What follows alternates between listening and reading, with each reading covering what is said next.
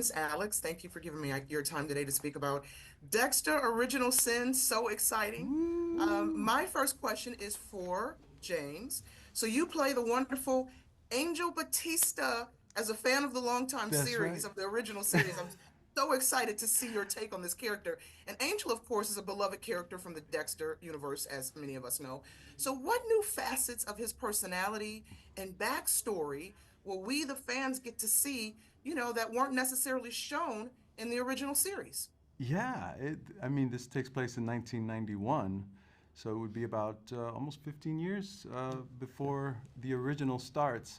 And this was the fun part, is just getting to see him kind of get his feet wet as a detective.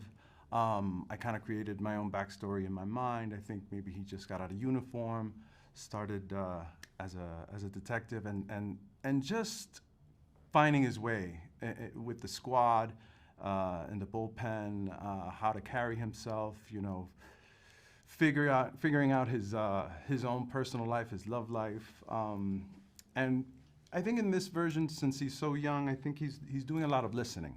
We don't see him be so seasoned at this point in the story, and I think that's going to be the fun part about even watching Masuka, right? I mean, Yeah. so young and really just getting better and better at their craft and better at what they do and really owning their skills.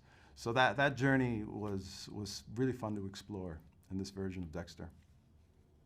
Right on. And I have a similar question for you, Alex. I mean, speaking of Masuka, in the original series, he's known for his brilliance and quirky humor, right? So, how does Original Sin explore his younger self? What insights will we gain into his development as a forensic expert? I think the biggest aspect is you see a different dynamic between Masuka and Dexter on the show, because in the original, Dexter and Masuka are friends already, or as much as relatively possible for Yeah. Dexter. But on our show, Original Sin, Masuka kind of finds ways to boss Dexter around a lot because Dexter is an intern on the show. So there's a lot more growth to go through the series where we see sort of how that friendship eventually develops. And for me, that was very fun to play. It's always fun to boss Patty Gibson around on set. So it was a lot of fun. And we get to really explore sort of how Masuka's humor came to be and all of that. Yeah, a follow-up question for you, James, about that. How would you describe Batista's relationship with young Dexter, and in what ways does he kind of help shape Dexter's early experiences in forensics at Miami Metro? Well, Angel is, first of all, he's a big fan of Dexter's dad.